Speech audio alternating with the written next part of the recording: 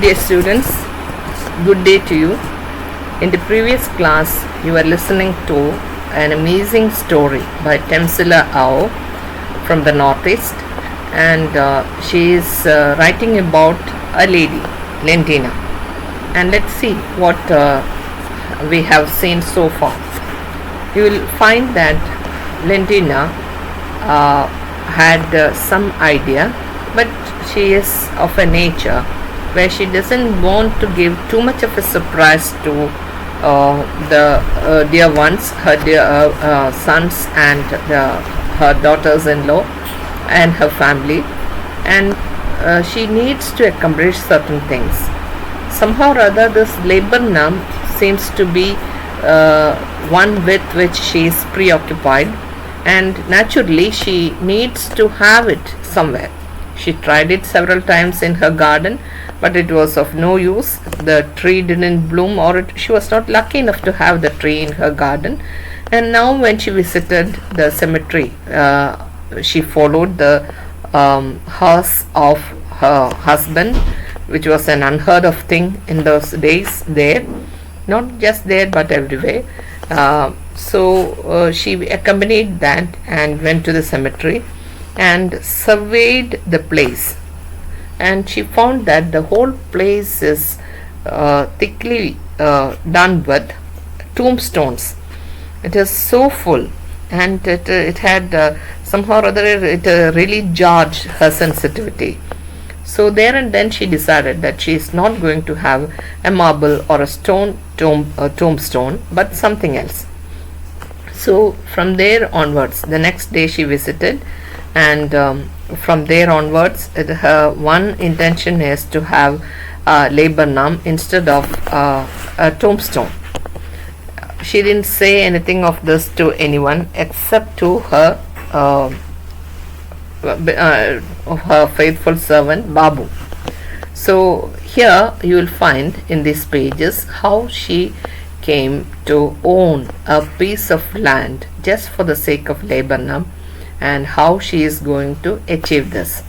So here you find the way with which, or the manner in which she came to get the plot of land, and this happened quite accidentally, in the sense that her husband's friend's son came and told her about the way he is finding it difficult to sell off the land, and the land seems to be next to the cemetery, which was the one that Lentina was just waiting for, and she offered to pay him the amount that he asked for without arguing about it.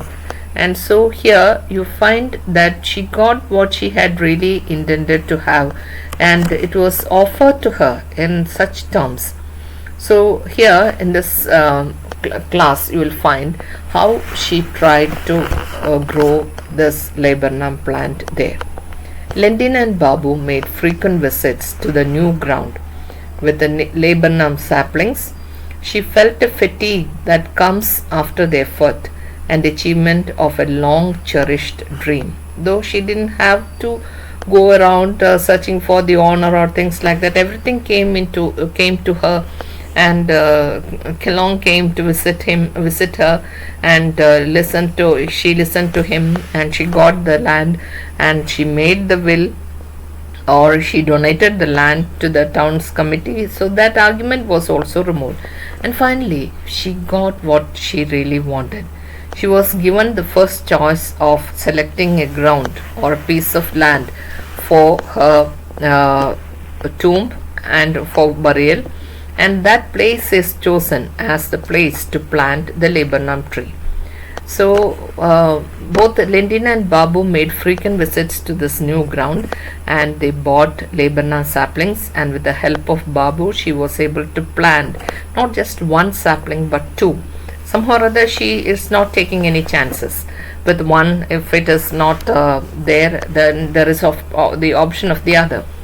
And after that she felt a kind of fatigue that comes after the effort, a kind of tiredness that comes after the effort and achievement of a long cherished dream.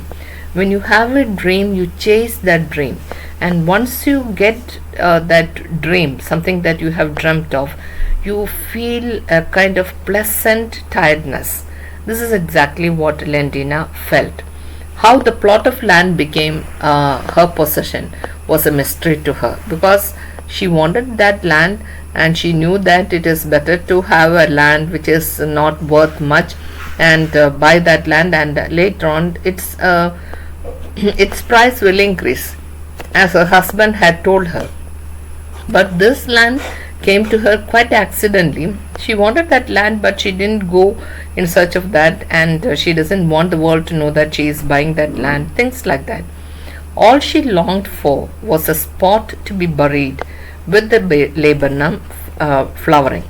So that was the only thing that she longed for. But how to achieve this is indeed something that she had to do it all by herself.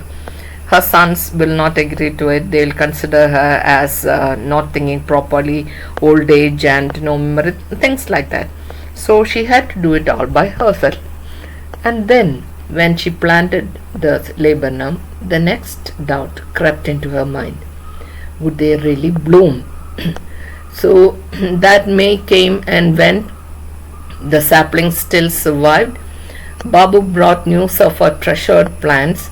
She wanted to see them for herself, but Babu told her that no need for you to travel there and see the plants, because one reason was that Babu just did not want her to see the plants and get tired, because she was just recovering from her illness, and the family was really troubled about that. So naturally, Lendina fell ill in winter.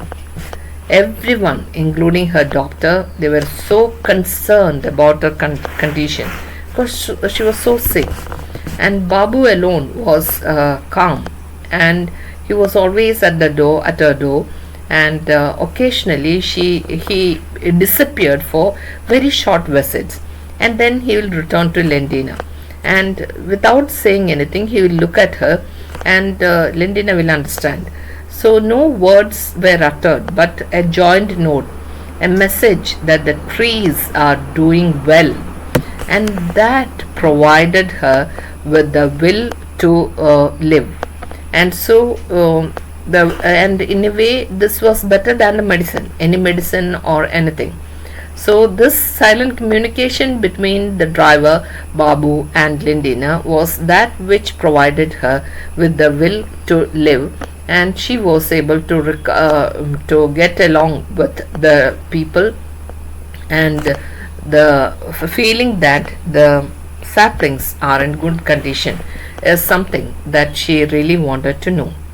So Lendina survived the fierce winter, and everybody thought that she was going to die, and she was so fragile. She is getting old, and she was so weak, and when she recovered, it was a great surprise. Everyone was astonished, and not only that, she left her room and sat by the fireside drinking tea. In the cold climate, even after the winter, there will be the cold winter, or the warmth of the summer is not yet there, and so it is cold for an old person like her. And she used to sit at the fireside, and she used to drink tea. At least during the tea time, she used to drink, and naturally this is something that she cherished. And then after later, she resumed her old routine of supervising the household. She could walk a little bit, and she regained her health, and she was the fire and the fireside really warmed her, so she was able to get along with the routine of supervising the household and the things of the household, because when you are the mistress of the household, naturally you'll have servants to manage and things to organize, and the general housekeeping to supervise. Everything is there. She started doing that all by herself, which shows that she had finally recovered from the illness that troubled her during the winter, because everybody thought that because she is old and fragile, she will not survive the winter. But surprising them, she was able to recover, And this silent communication between her driver Babu and herself is not something that anyone noticed. They knew that Babu will be always there at her door, keeping guard, and that kind of dogged devotion he had towards his mistress. And later, she called her daughters in law and started donating her jewelry to them one after the other. A ring to one person, ear tops to another, necklaces to both of them, and in that manner, the little pieces of jewelry that she had, she started donating to her daughters in law. And they were so happy and surprised by this act from their mother-in-law. And you must be remembering the elder daughter-in-law and the younger daughter-in-law, how they were talking about the money for the funeral and things like that. And now here comes the mother-in-law calling in the daughters-in-law and giving them the rare pieces of jewelry that she had, and they were so very happy about that. The sons also noticed this, and they started asking for her advice on business and family matters. To them, it seemed as if though their father and his sensible advice is still there with them in the form of a mother. Somehow or other, the mother had also inherited that quality of their father, and they started asking for her advice respectfully on business and family matters. Till then, she was only a woman. But now, with the moving times and her attitude change, she was able to advise them on business and also on family matters. And this was something new to her and new to the sons also, but they understood that their mother is not just any ordinary woman to be kept to the kitchen and to the household duties. She has something more to share with them, and this the sons regarded as precious, and they also started asking her for advice, and they were so happy that she gave sensible and really brilliant advices, and they started respecting her in a not just like a mother that respect the sons give, but other than that, being the head of the family, it is that kind of respect the sons gave to their mother, and the family was going on well. And now here you find that she was for a long time, she had been a shadow while the husband was alive, but now that the husband is dead, she became prominent. So this is because of the way she managed the household, the way she continued to have the relationship with the daughters-in-law in spite of all their nature, and the way she tried to reconcile with her family and her children. And so this is what made her a prominent figure in the household while she had been a shadow when the husband was alive. And her mind was sharp and her attitude quite warm, and there was an easing of tension in the household. Altogether, everything was going smoothly, and nobody is scolding other persons or having anger towards the other person. And she tried to control she tried to organize the household in such a manner that people will feel the warmth of the household and will be there almost always, because it is said that if the house is one in which there is constant quarreling, the people will feel like awkward visiting the house, because they will have to take the side of one person or the other, which will pull them apart, and they will think that it is better not to visit the house. So here this woman Lendina tried to make this house a warm house for the others to come and accept the warmth of the household. And so naturally they recognize that her mind is now very sharp in spite of her age, and her attitude is quite warm towards the others, and because of that there was an easing of tension in the household. Not only that, the daughters-in-law were also given a little bit of gifts from her in the form of jewelry. That also made them feel that their mother-in-law is a totally different person, not an ogre or even a person to be dreaded. And naturally, that mother-in-law daughter-in-law conflict is not to be there. And they knew that they were not that good, but even then the mother-in-law did not take it out on them. That was the best part. So she did not try to take it out on them, but only made it possible for them to be part of that household and to be near her and talk to her. So generally there was an easing of tension in the household, a healing that was more physical, that was more than physical. And though Temsula, the short story writer, is not using the words spiritual or any of those terms, we can contribute, or we can in a way contribute that term to describe this feeling of the household. And this healing is a part of being part of that great thing called being spiritual. And so in a way, somehow or other, she is ordering her life, or she is putting things to right in such a manner. She is preparing herself, and that is exactly the term that comes to my mind. She is preparing herself for something, and that something is to be a great event, and we have no idea what it is, but let's hope that it is something that she had hoped for.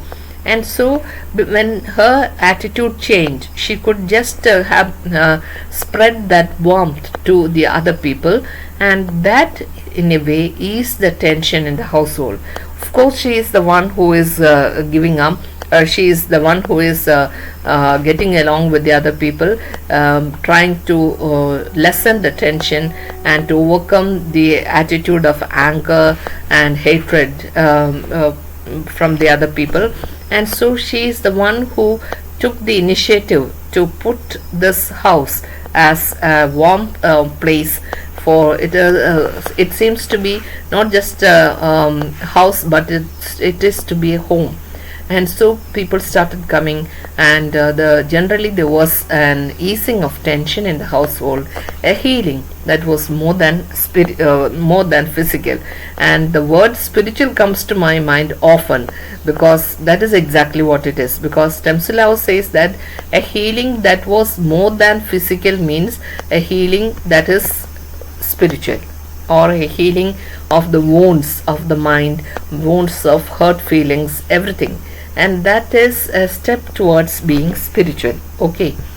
And that year, the year of Lentina's recovery, you find that there was something happening. Babu had been to the cemetery looking after the Laburnum plant, and Babu kept certain knowledge to himself, because he doesn't want to hurt his mistress. And the fact is that one laburnum plant died, but the other survived. Not just survived, it also flourished and produced a tiny sprig of yellow blossoms. It was just a tiny sprig of yellow blossoms, and that too in the new cemetery. And you can't see it from the road because of the walls of the cemetery. And so only if you go there inside, you will find this tree and the small sprig of flower. And Babu wanted to tell her, but he felt that the excitement will be too much for her, because she recovered lately from a serious illness, and this excitement will be too much for her. Why should the bloom of a laburnum plant be so much of an excitement that will hurt her? That is a question, because naturally you are happy with the sprig of yellow blossoms, the tiny yellow blossoms, but to Lentina it is something of a cherished dream, a dream that she had been chasing for a long time. The efforts she had taken, the thought that the plans that she had made, and everything now coming to a blossom. And that is in a way the feeling that you have really accomplished something. And so it's not your effort alone, it is the effort of nature also. And so this is only a tiny sprig of yellow blossoms. So Babu wanted to tell her, but he thought that the excitement will be too much for her. So Babu kept this thought or this news to himself, that Laburnum blossomed, but he did not tell her that. Maybe he has his own reasons. It was just a tiny sprig of yellow blossoms, not too much of that plant or the real blossom of that golden hue or the buttery yellow that everyone or she wanted to have in her mind. And the reason is stated here. Babu was both happy and afraid to report that the laburnum is in bloom. And why is he happy? Happy because of the fulfilling of her dream. Because he is happy that finally his mistress's dream has been fulfilled. Laburnum is in bloom. And so that is what she cherished, what she had been thinking of for a long time. And now it is being fulfilled. And he is also afraid. Why is he afraid? He is afraid because Lendina might conclude that it is now time to leave the world. Here you will find that nothing is said about when you will be dead or gone, because we know that it is not something that you can predict. And here you must have heard of stories about the sages of India and abroad who had this nature in them, because they are so spiritual and they have this feeling that it is time for them to die. And Lendina is not such a person. She is only an ordinary woman. And Babu somehow or other connected this laburnum tree to Lendina. And so he concluded that, or he is afraid to report this fulfilling of her dream to Lendina, because he thought that his mistress, Lendina, might conclude that as the moment to leave the world. That's the moment to leave the world, in the sense that it's not as drastic like taking her own life. She had no intention of doing that. But there is another way to do that, because once you crave for something and then you get it, then there is absolute bliss and absolute satisfaction that you don't want to continue anymore in this life. That kind of feeling is there with certain human beings. And in the case of Lendina, somehow or other, Temsila was connecting this wish with this laburnum flowering, that Babu feels, even though he is not educated, nor is he more spiritual or learned in the ways of the world, ways of the sages, and somehow or other he had this premonition, let's say it's a premonition, that if he reported that the laburnum is in bloom, she may just slide to death. And so he doesn't want her to die at that time. Let her live for one more year and see how the blooms once again. So this is why he kept this news to himself. One reason he was happy, and he was happy when he saw this bloom. The other after effect of this blooming is that he is afraid to tell her or report to Lendina that the laburnum is in bloom, because she might conclude that it is the moment to leave the world. How Babu came to this conclusion, we have no idea, but somehow or other this thought came to Babu, and so he was so very protective of his mistress. So the thing that he did was not to report the blooming of the laburnum, that which for which Lendina lived, and that which she craved so much, because that craving is shared only with Babu, and both Babu and Lendina knew the effort they took in order to have the ground and plant the tree and see it bloom. Because she did not want a tombstone, she wants only a laburnum blooming at her grave, and that is her wish. And that seems to be a kind of morbid thought while the person is still alive. But even then, this is how she went about doing things. And in the previous class, you must have seen how she tried to how she put the agreement, or had drawn the agreement to the town council, stating that she is willing to donate the land, because a person alone cannot own the land, and it is a costly, it is going to be a land which costs money, and without spending money they are going to get the land. So naturally they are quite happy, and the only condition that she puts in four conditions. I hope you will remember the four conditions there.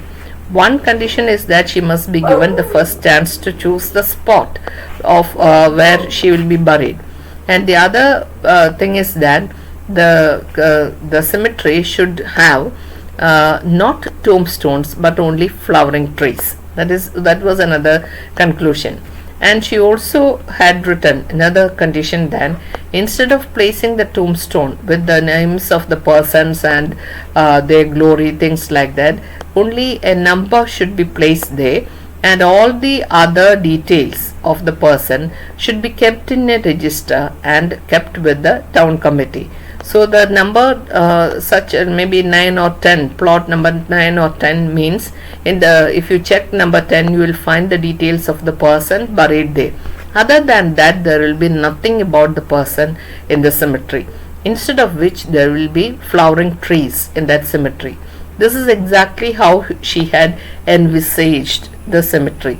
She doesn't want the crowded tombstones of the other cemetery here. This is why she is donating this land, to have a cemetery or with a lot of flowering plants, instead of the marble tombstones and the monuments for the people who are already dead and gone. And it is taking away the beauty of the place. And maybe in order to keep up the beauty, she started only with the flowering tree laburnum. Even before she is dead, she started planning her grave. So this is why we say that there is a morbidity connected with Lendina's nature and her plans. So here Babu had reason to believe that Lendina is old and she barely survived the winter, and he had no idea whether she will survive the next winter also. But even then he refused to tell her that the laburnum had bloomed, because he felt that this will be an indication for her to leave this world. And it is said by the short story writer that she is not going to take a drastic step like taking her own life, but she will just let everything slide and simply bow out of life. So that is another aspect of facing your death, and that too with a contented sigh. So that is possible, because you must remember that this is a story from India, and in India such things are possible, because we have a number of sages who were able to have this kind of wish, taking leave of their body and with their own will, and maybe the nature also conspires with them, and so it was done. So in a way she is giving up on life, and that might be deadly for her, means death will come.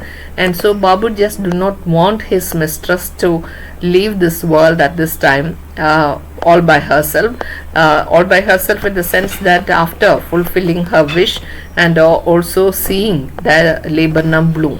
So it was only a tiny sprig of flower, means it is not a huge bunch or an elaborate bunch, it is just a single one, and that too not a big one.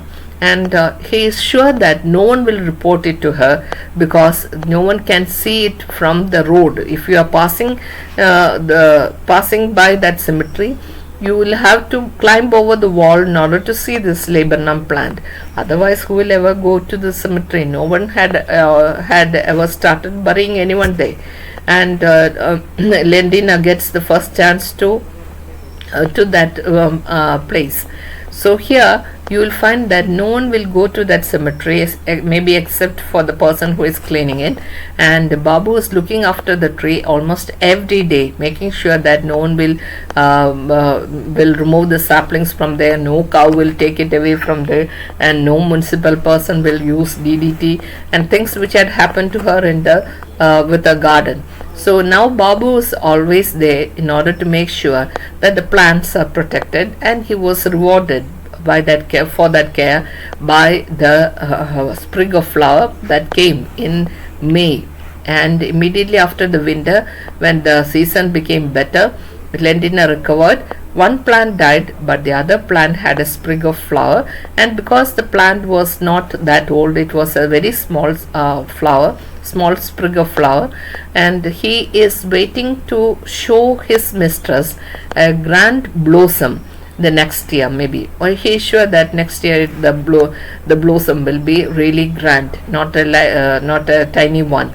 And so he is also afraid of something like Glendina bowing out of life with a contented sigh, because she had had all her wish fulfilled, and there is nothing more to live for. And it is not the hopelessness, but because of the utter happiness that makes her slide away from life or bow out of life, is something that she will do quite willingly, because of the happiness, not because of desperateness or desperate nature or hopelessness, nothing like that. It is with happiness she will be doing that. And this is exactly the reason why Babu just do not want to report this to his mistress.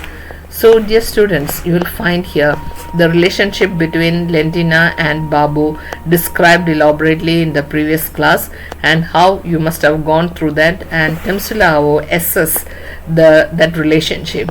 Babu was a driver and devoted to her, and the boundary between the servant and the master will never be encroached upon. He is too decent, and Glendina is also too civil for that. But there is a rapport between them. She needed someone to help her with the digging and with the constant travels to the cemetery, and she wanted to take someone to her confidence. And Babu was a good enough person to do that. The other servants may not be able to do that. They'll share her secret with the others of the household, and she will not have that planning time which she needed desperately in order to have a cemetery with a laburnum planted. And so she just wished for the land, but how to procure the land without her name on it is a dilemma that she faced. But somehow or other she was able to face that dilemma properly, and somehow or other God was also willing to grant her that wish, and it came in the form of a friend's son, and he came and talked to her about the land and how he is finding it difficult to sell off the land. This is exactly the land that Glendina wanted next to the cemetery, and because he couldn't sell it, she is ready to buy it for, because she wants it. And the son was that is the friend's son was really reluctant to sell it, because it will be like cheating her, knowing that it is after all a land next to the cemetery. She didn't tell him anything at first, but later she told him that she wanted it for this purpose. Then it is okay, because Kelong just agreed to that, because it is to be used as the expansion of the other cemetery, because the other cemetery is now crowded. So naturally they will need more land to accommodate the other believers, and so they need more space. And Glendina will buy it from him and will donate it to the town committee, because cemetery land cannot be occupied or could not be owned by single persons, but only by the church committee or by the town committee.